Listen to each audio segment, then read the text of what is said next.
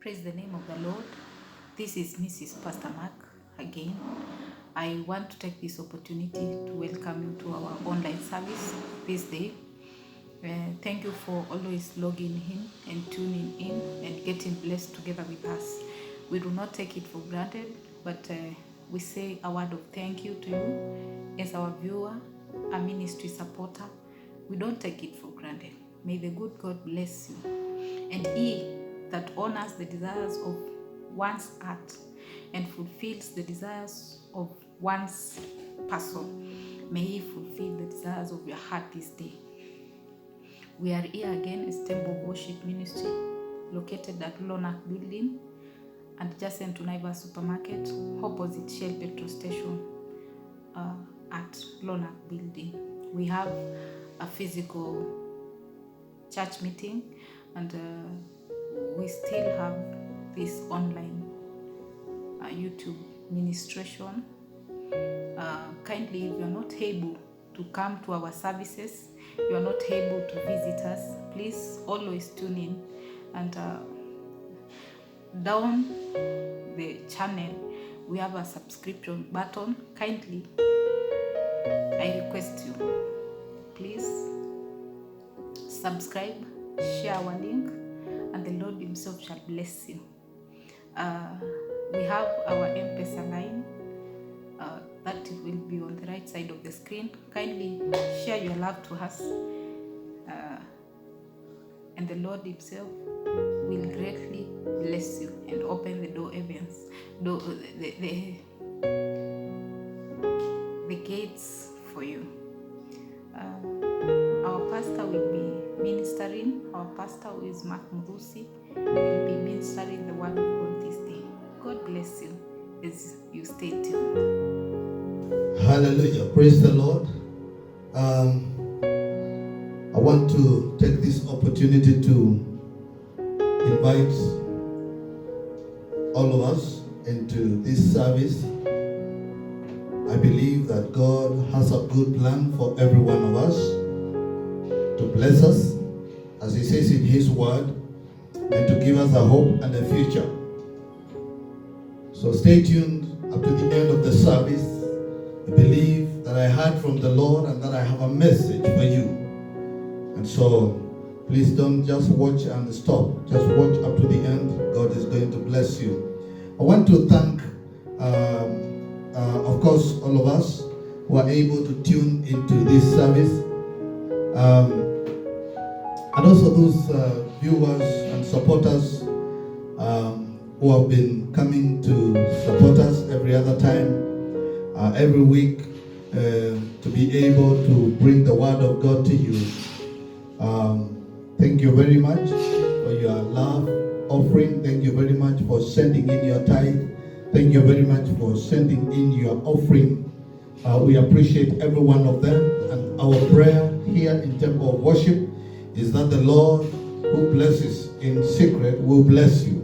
May He reach you. May He give you the desires of your heart. Every desire that you have had, I am praying for you that the Lord will meet that desire, because you are supporting His work. The Lord bless you. Even those who have been praying for us, we want to say a big thank you for your prayers.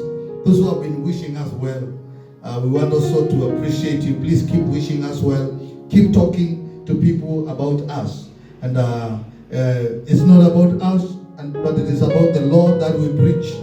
And I believe a positive word is going to bring more people into this program, and God is going to bless you. Amen. Want also to appreciate the time that we have been on air for quite some time. We appreciate God. We started this by the beginning of April, and every single service, Sunday service, the Lord has enabled us to reach many people through His word. Big thank you to everyone who has supported us. Want to go straight to the word of God. The Bible says, man shall not live by bread alone. Bread is important, but man shall not live by that bread alone, but by every word that proceeds from the mouth of His prophets. So there is more than food that can keep you alive. there is the word of God. There is a word in season. When it comes into your life, it gives you life. And so, please get tuned. We want to read from the book of 1 Samuel, chapter number 30. 1 Samuel, chapter number 30. I will read from verse 1. I believe you're going to be blessed. The Bible says, David and his men reached Ziklag on the third day. Now, the Amalekites had raided Negev and Ziklag. They had attacked Ziklag and burned it, and had taken captive the women and all who were in it, both young and old. They killed none of them, but carried them off as they went on their way. When David and his men came to Ziklag, they found it destroyed by fire, and their wives and sons and daughters taken captive. So David and his men wept aloud until they had no strength left to weep. David's two wives had been captured, Ahinoam of Jezreel and Abigail, the widow of Nabal of Carmel. David was greatly distressed because the men were talking of stoning him. Each one was bitter in spirit because his sons and daughters. But David found strength in the Lord his God. Underline verse number 6. David was greatly distressed because the men were talking of stoning him. Each one was bitter in spirit because of his sons and daughters. But David found strength in the Lord his God. Then David said to Abiathar the priest, the son of Abimelech, bring me the ephod. Abiathar brought it to him, and David inquired of the Lord, shall I pursue this raiding party? Will I overtake them? Pursue them. He answered, you will certainly overtake them and succeed in the rescue. Father, in the name of Jesus, I want to thank you this morning because of the reading of your word. As I start to share your word, Lord, I pray that the spirit of revelation will be upon my life, that, Lord, your people may be changed by the same word. Thank you, Father, because of your anointing, the anointing that breaks every yoke of Satan. I pray that that anointing, Lord, is going to break the yokes that are yoking your people all over.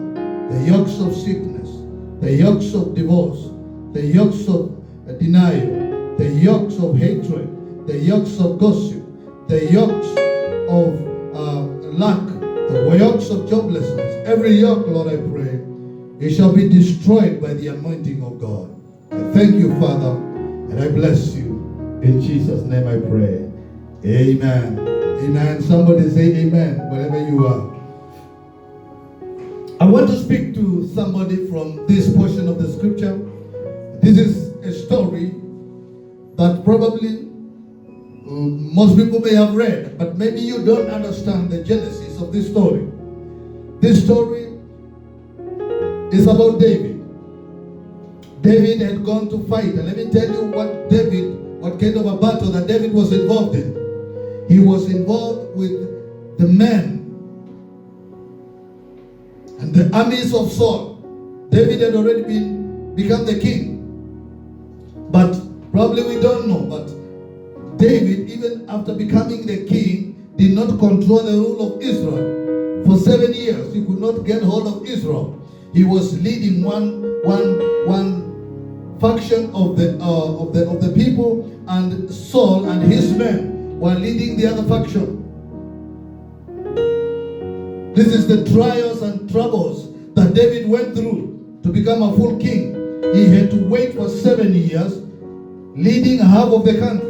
the other country being led by Saul, who had already been rejected by the Lord. And so they had gone to fight, all the men. If you read the story, all the men, the only people that did not go to war were the women, and the young men, and the young women, the children, rather. But every man had gone to war. And they went and fought, and they had victory. Let me tell you, when they went to fight, they had victory. They beat the men and the armies of Saul. And they came back to their place. They came back to Ziklag and Negev. This is where they used to live. These are the cities where they used to live. And when they came back, the Bible says, they found that the cities had been burnt down by the Amalekites. The time they were attacking the men of Saul, the Amalekites, who are the enemies of the children of Israel, they raided the camp. And the Bible says when they raided the camp, there were no men to fight them. And so they took captive of everyone. All the women were taken captive. All the children were taken captive. All the camels and all the donkeys and all the oxen were taken by the Amalekites. And it was an easy thing because there was nobody to fight them. The men who could fight had gone with David to pursue the armies of Saul. And so when they came and took over, they did something else. They burned the city. It was burned down by the Amalekites. Burned everything. And then the men of David, the armies of David, came back. And they found the city had been burnt down. Discouraged. And their wives had been taken. I don't know how many of you know that when you come from a safari, when you come from overseas, when you come from a visit somewhere for a week or so, the first thing you want to see is your wife. But the wives had been taken away, including the wives of the king. The wives of David had been taken away, and the children. And the Bible says David was discouraged. Because the men who had gone with him, the armies that had gone with him, they wanted to kill him. They said, this man has caused us to lose our families. We're going to kill him. We will stone him to death. And this discouraged David. He was discouraged so much that I have gone, I have fought, I have brought victory. But coming down, the enemies have taken our children and our wives and our animals. And the Bible says he was distressed.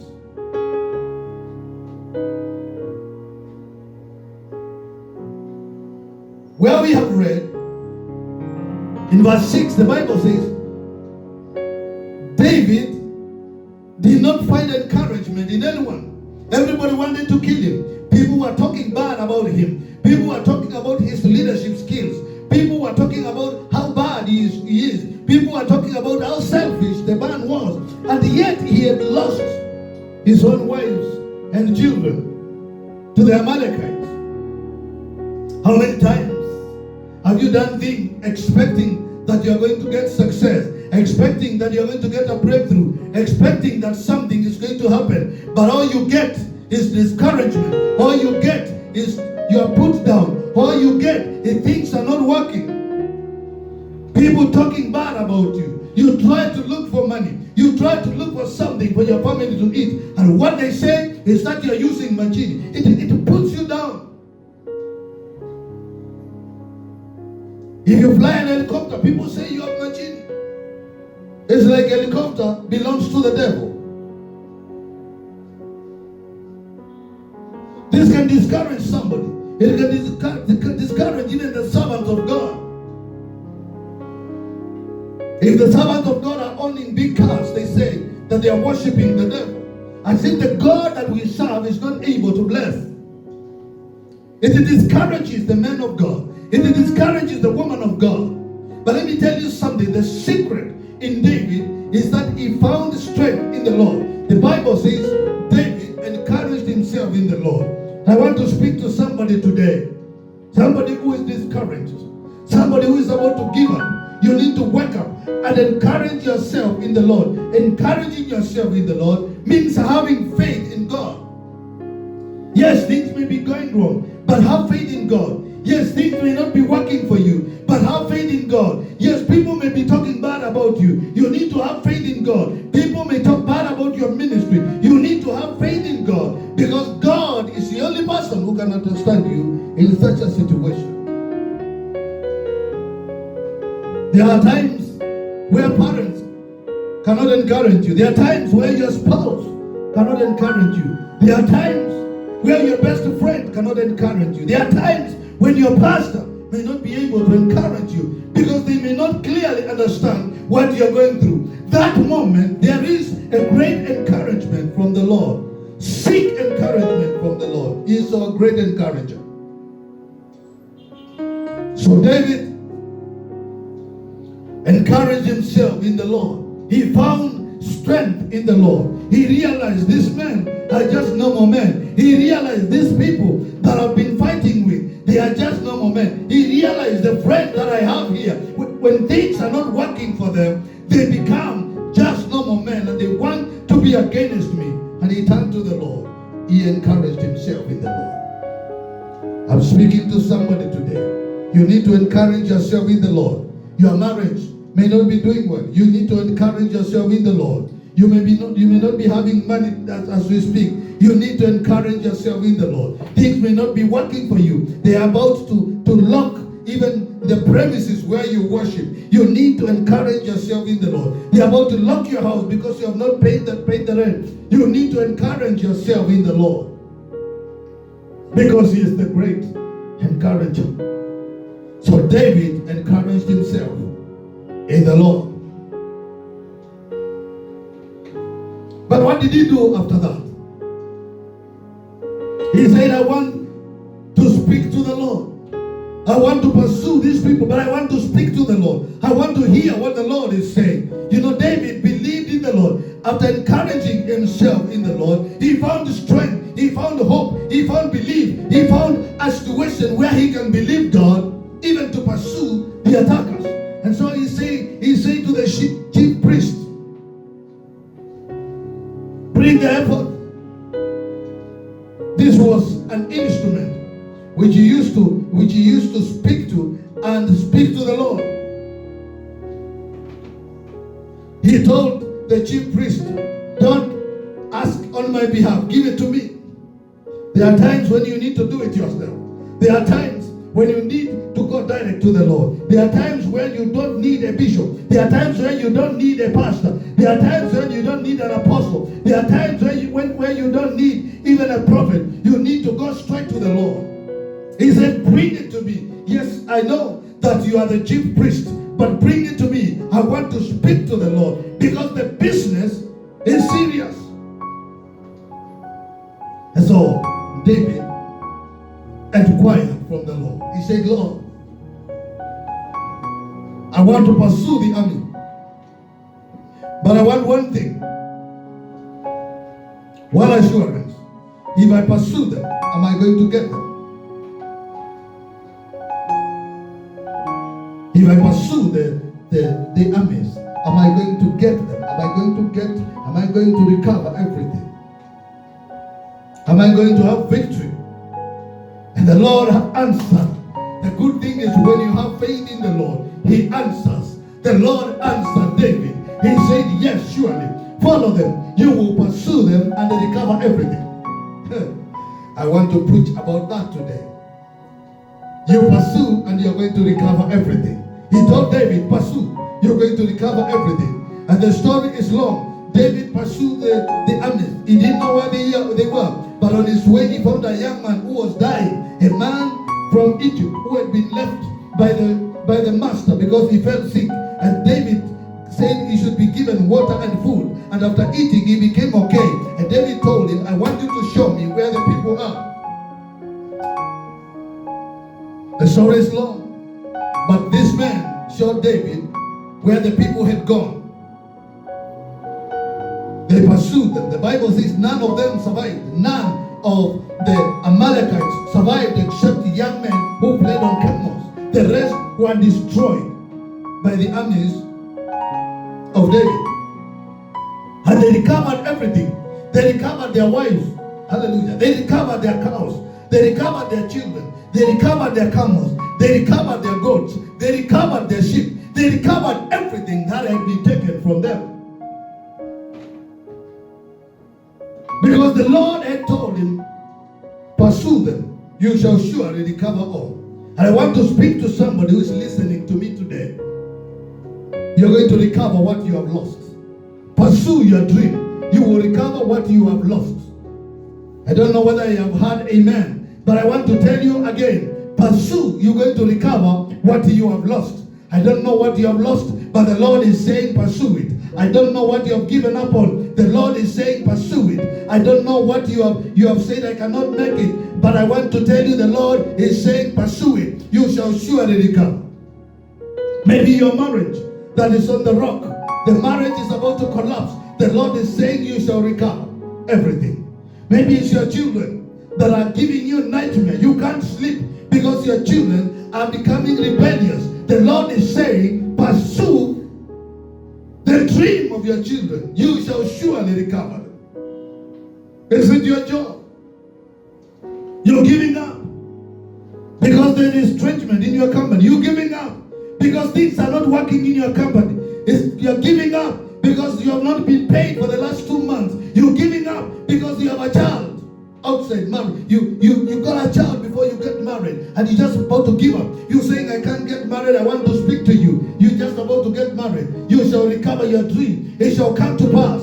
It doesn't matter whether you have 1 child. It doesn't matter whether you have 2 children. It doesn't matter whether you have 3 children. I want to tell you today, you shall recover your dream in the name of Jesus.